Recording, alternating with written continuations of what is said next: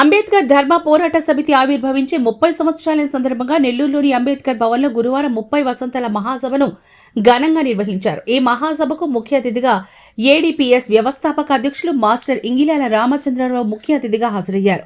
అంబేద్కర్ ధర్మ పోరాట సమితి నెల్లూరు కేంద్రంగా 1995 డిసెంబర్ 25న మాస్టర్ ఇంగిలాల రామచంద్రరావు ఆధ్వర్యంలో ఏర్పడిన సాంస్కృతిక విప్లవ పోరాట సంస్థ నాటి నుంచి నేటి వరకు రాష్ట్రంలో అంబేద్కర్ సిద్ధాంతాలు, బౌద్ధ ధర్మ సిద్ధాంతాలను ప్రచారం చేస్తూ ప్రజల మన్నల్ని పొందుతూ ముందుకు సాగుతున్న ఏకైక సంస్థ ఏడీపీఎస్.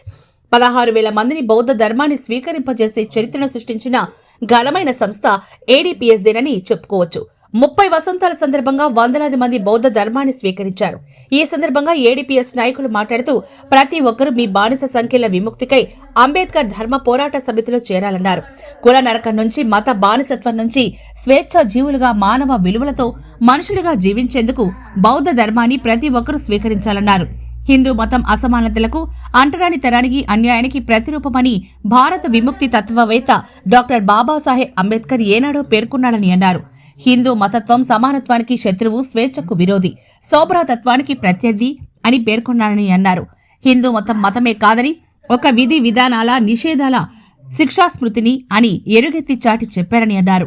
బహుజనుల మానసిక బానిసత్వానికి మూలం హిందూ మతమేనని పేర్కొన్నారని అన్నారు. డాక్టర్ బాబాసాహెబ్ అంబేద్కర్ హిందూ మతాన్ని ఆ మతాన్ని విసర్జించి బౌద్ధ ధర్మాన్ని స్వీకరించి మానసిక విమోచనను పొందాలని ఆనాడు పిలుపునిచ్చారని అన్నారు. ప్రతి ఒక్కరూ స్వేచ్ఛ, సమానత్వం కోసం బౌద్ధ ధర్మాన్ని స్వీకరించాలన్నారు.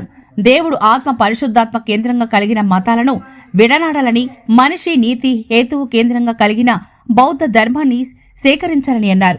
ఈ కార్యక్రమంలో ఏడీపీఎస్ రాష్ట్ర కమిటీ నాయకులు, జిల్లా కమిటీ నాయకులు, కార్యకర్తలు అధిక సంఖ్యలో పాల్గొన్నారు. నిజమాల ప్రసాద్, అంబేద్కర్ ధర్మ పోరాట సమితి రాష్ట్ర కార్యవర్గ సభ్యులుగా ఉన్నాను. 1995 డిసెంబర్ 25న ఇదే అంబేద్కర్ భవన్ లో మాస్టర్ రామచంద్రరావు ఇంగిలాల గారు అంబేద్కర్ ధర్మ పోరాట సమితి అనే సంస్థని ఆనాడు స్థాపించారు.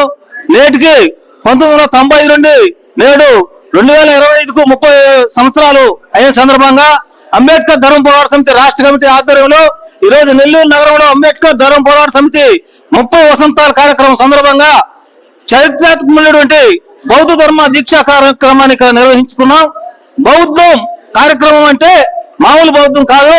బౌద్ధంలో ఎన్నో శాఖలు ఉన్నప్పటికీ అంబేద్కర్ ధర్మ పోరాట సమితిగా మేము ఈరోజు అంబేద్కర్ బౌద్ధ ధర్మాన్ని, అంబేద్కర్ 22 ప్రత్యక్షులు, పంచశీల, అష్టాంగ మార్గంగా బాబాసాహెబ్ అంబేద్కర్ అందించినటువంటి సూత్రాలతో అంబేద్కర్ బౌద్ధాన్ని దీక్షా కార్యక్రమాన్ని మేము నిర్వహిస్తూ మొట్టమొదటిసారిగా ఇప్పటికే 16,000 మందిని ఈరోజు అంబేద్కర్ ధర్మ పోరాట సమితి ఆధ్వర్యంలో బౌద్ధ ధర్మ దీక్షా కార్యక్రమాలు నిర్వహించున్నాం.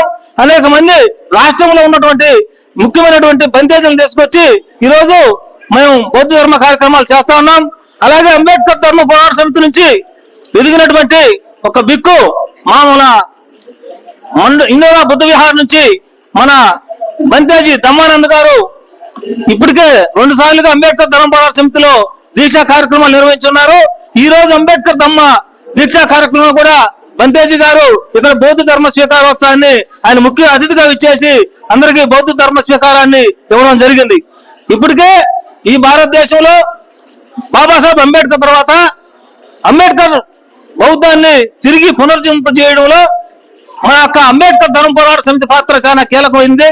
ఎందుకంటే గతంలోనే మేము విజేత కాంపిటీషన్ పత్రికలో ఆంధ్రప్రదేశ్ లో బౌద్ధాన్ని తిరిగి పునరుద్ధరింపజేసిన ఘనత మాస్టర్ రామచంద్రరావు ఇంగిలాలకే దక్కుతుంది.